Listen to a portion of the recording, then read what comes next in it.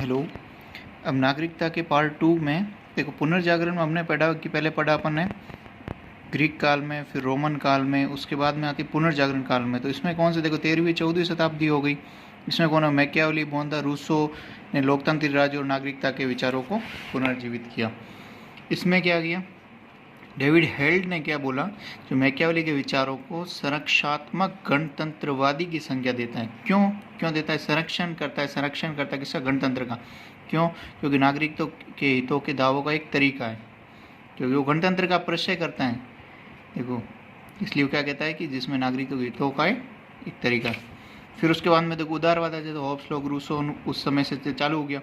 तो 18वीं 19वीं शताब्दी के समय, तो उसके बाद में वो चीज़ अब यही कहते हैं कि राष्ट्र के संदर्भ में, व्यक्तियों को संदर्भ में होना चाहिए। फिर होता है उपयोगितावादी, ये भी इसी परंपरा को आगे बढ़ाए जाते हैं। बेंथम मील ये क्या कहते हैं कि नागरिक समय 3 मापदंडों का नागरिकता में 3 चीज़ें होनी चाहिए। क्या क्या होनी चाहिए? व्यक्तित्व स्वतंत्रता, मतलब अपने आप की स्वतंत्रता होनी चाहिए। फिर उसके बाद में अपनी स्वतंत्रता होगी तो अपन क्या करेंगे? राजनीतिक सहभागिता करेंगे तो उसके साथ में क्या होना चाहिए? संपत्ति का न्यायोचित विभाजन कीजिए।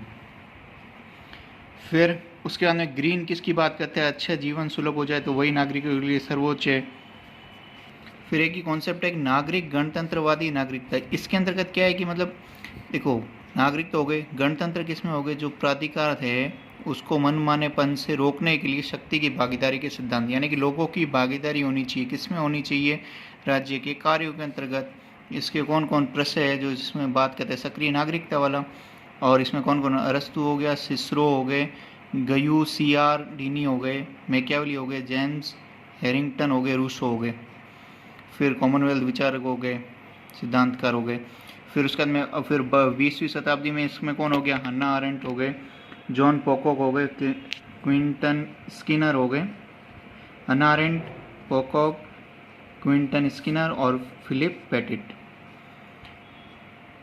फिर उसके अंत में क्या कर दिया? 20वीं शताब्दी में उदारवादी सिद्धांतों ने क्या कर दिया? समता मूलक दर्शन शास्त्र, मतलब सबको समान किसमें कर दिया? महिलाओं को भी ले दिया। उनके अंदर क्या होनी चाहिए? महिलाओं को क्या मिलनी चाहिए? संपत्ति में हिस्सेदारी और स्वाभाविक वयस्क मताधिकार जोड़ दिया गया।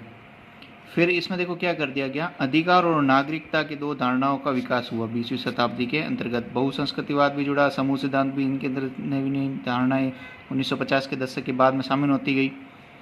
तो इसमें देखो अधिकार और नागरिकता को जोड़ा, उसमें क्या कि नागरिक गणतंत्रवाद और उदारवादी नागरिकता। नागरिक गणतंत्रवाद अपन ने अभी पढ़ा, ऊपर वाला ये कॉन्सेप्ट है, अरस्तु, सिसरो, इन सब का सिद्धांत, हन्ना अरेंट का, जिसमें नागरिक कार्यों में भागीदारी करे, सामान्य हित की बात करे, सार्वजनिक भावना हो, राजनीतिक सहभागिता हो।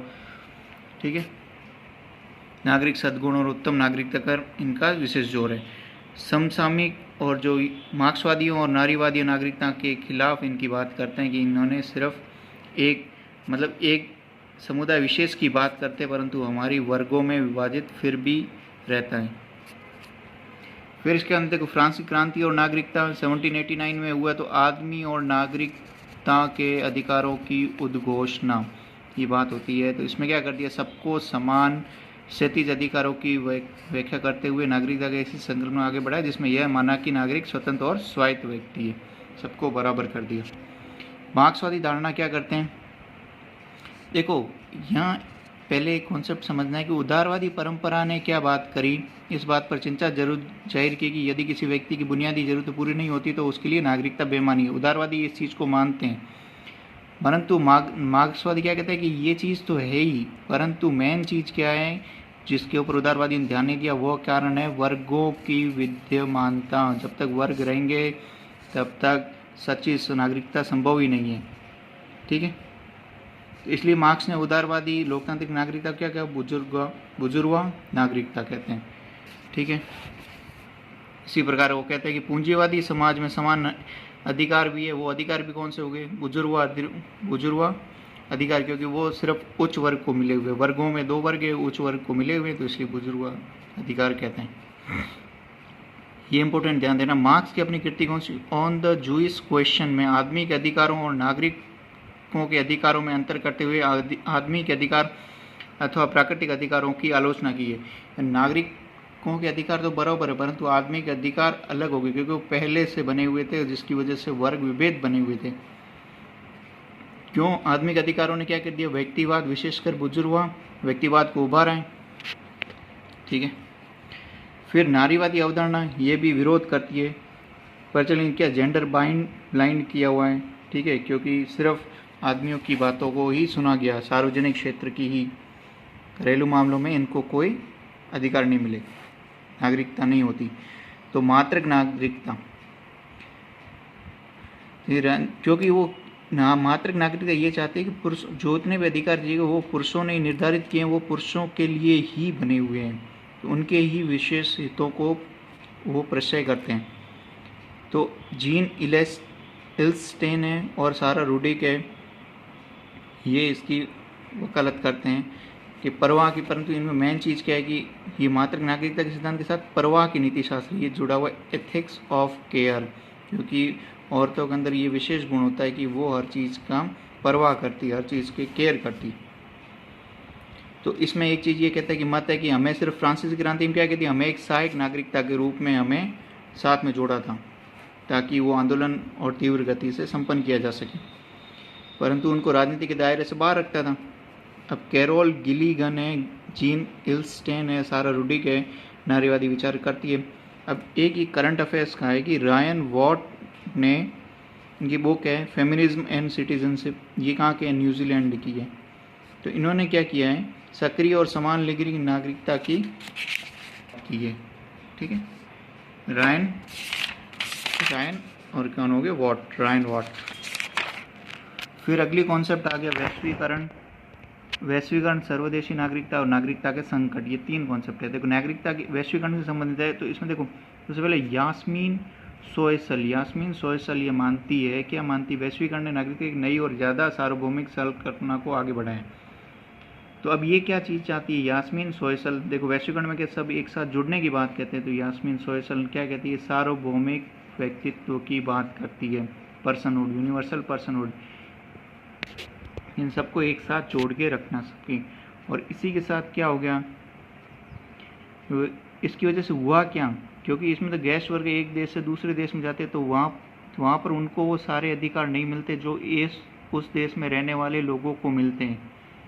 तो इस वजह से क्या कॉन्फ्लिक्ट पैदा हो गई कि नागरिकता का संकट वहाँ पर पैदा हो गया।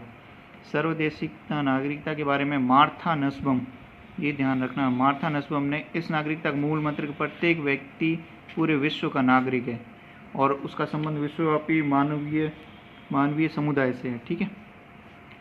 और इसी के साथ में प्यूटार्क क्या बोलते हैं अपने लेख ऑन बेनिशमेंट में, सुकरात को विश्व के नागरिक का दर्जा देते, ये एक ध्यान रखना, दो चीज़ें सूत्र में बांधती है।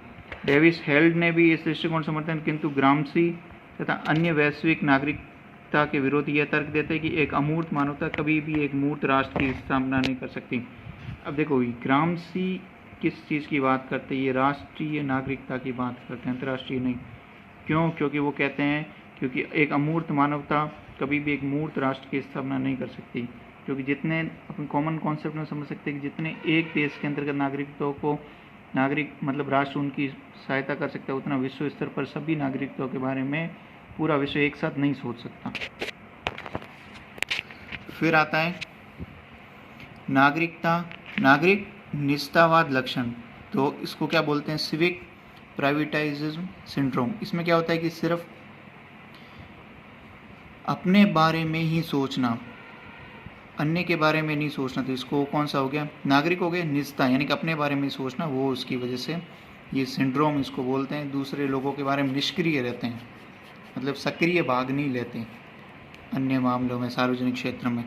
तो इसके लिए क्या कर दिया गया, उपाय किया गया, ऑस्ट्रेलिया में बाध्यकारी मतदान का कॉन्सेप्ट लाया गया। क्यों, क्योंकि नागरिक सिर्फ अपने बारे में ही सोच रहे हैं, देश के बारे में नहीं सोच रहे, इसलिए वहाँ बाध्यकारी मतदान करा गया, कॉन्सेप्ट है ऑस्ट्रेलिया में, पेनल्टी लगती, वहाँ नहीं करते। तो दक्षिण कोरिया में क्या किया, हर माह आस पड़ोस में बैठक करने का कानून नागरिक निष्ठावाद से उभरने की भारी भरकम प्रयास है। ये दो कॉन्सेप्ट ध्यान रखने कि दक्षिण कोरिया में क्या कर दिया, हर माह आसपास बैठ के बातचीत करो।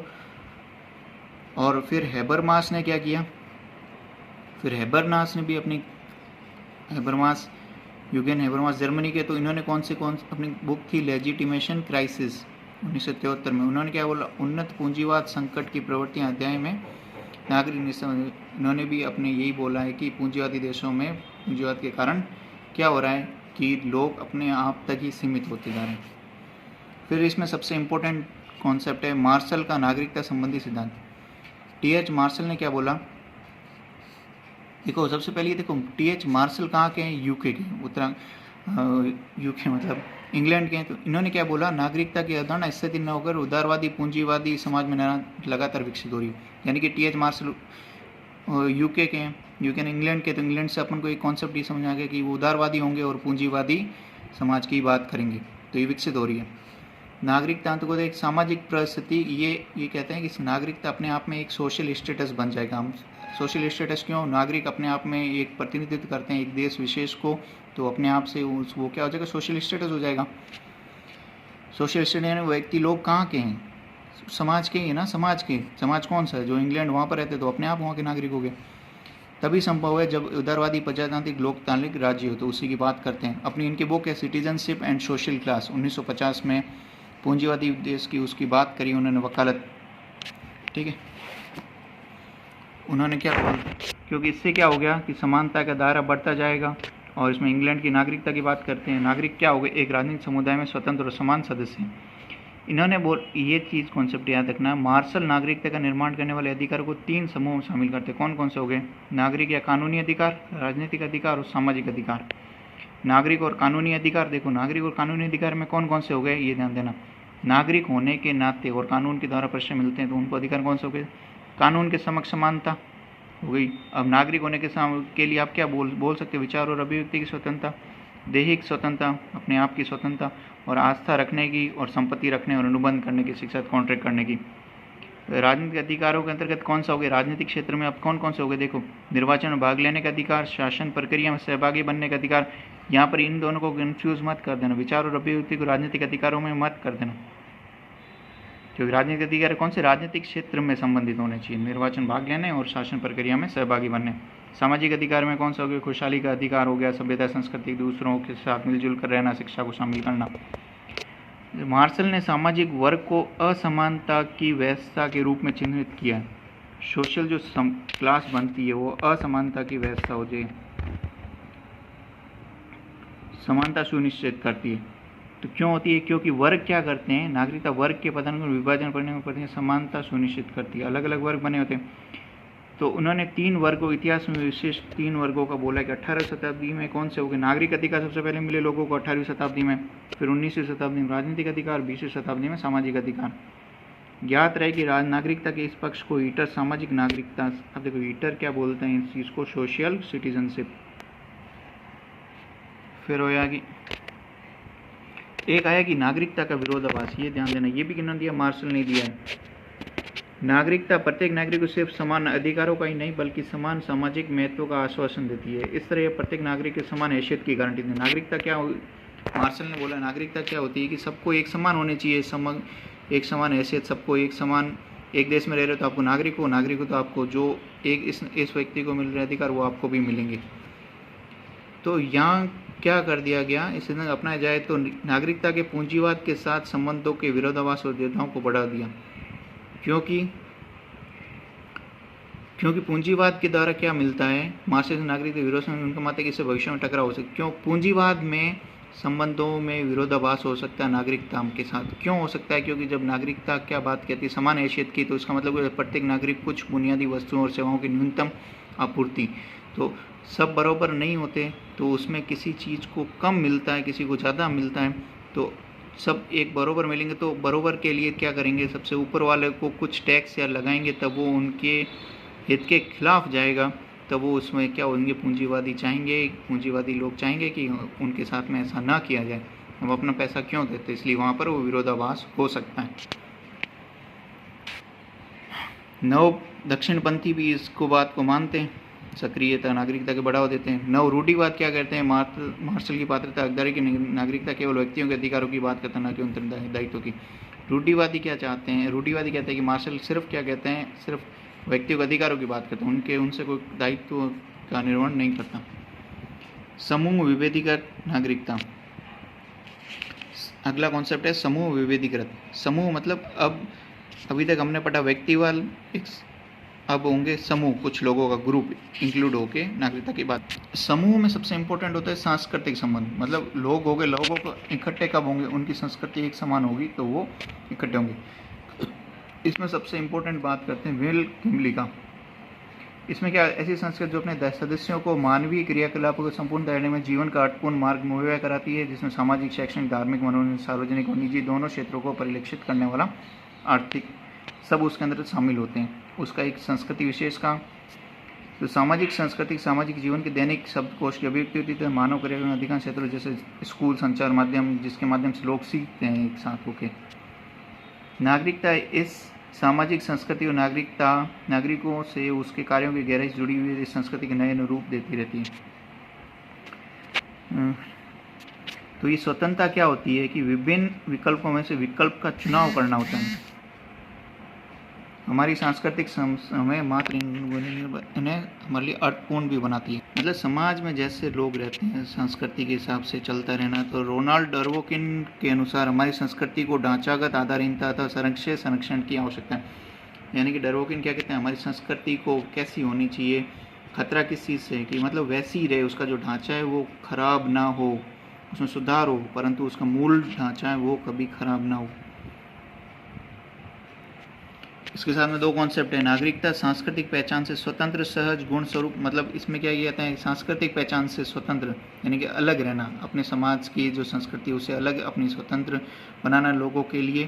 तो ये एक कॉन्सेप्ट हो गया, अपने बारे में सोचना, व्यक्ति अपने बारे में सोचता है। दूसरा नागरिक समूह विविधिकृत पहचान, सब अपनी अलग अलग, सारे समूहों के अलग अलग पहचान को एक साथ रखना। विल किमली का नागरिकता की विविध समाज के अधीन 3 प्रकार के अधिकार सुझाए। इसको देखो नीचे से पढ़ते, देखो एक आदमी होते थे, मतलब एक समाज होगा, नागरिक होंगे, तो उनका स्वशासन, अपने ऊपर अधिकार अलग मिलेंगे। फिर वो कुछ दूसरे विशेष प्रतिनिधि होंगे, उनको दूसरे अधिकार मिलेंगे।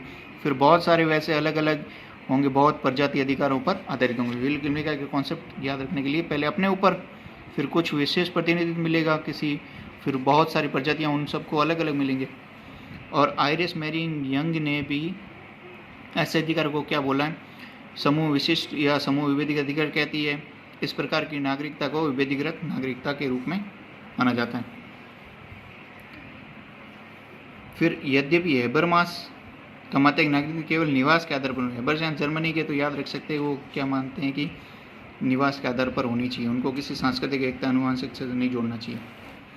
फिर अभी अपन ने व्यक्ति का देख लिया, अब समूह आधारित दे दिया। अब समुदायवाद किसमें कौन कौन से हो गए, एलिस्टेयर मैकेंटायर हो गए, अमित शाह एच जूनी हो गए, माइकल सैंडल हो गए।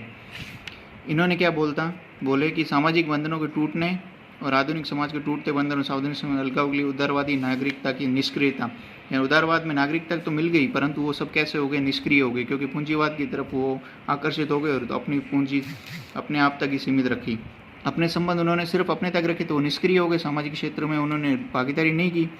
तो अब ये बात क्या करते हैं, अब समुदाय की पूरी की बात करते हैं। तो ये किसकी बात करना है, राष्ट्रीय एकजुटता की बात करना चाहते हैं। मैकेंटायर और सैंडल ने ये किसकी बात है, सामाजिक और राजनीतिक अनुदारवाद की तेजी से मजबूत होती धारा का प्रतिनिधित्व माना है। और सामान्य हित की राजनीति की बात करते हैं, किसकी बात करते हैं, सामाजिक हित की।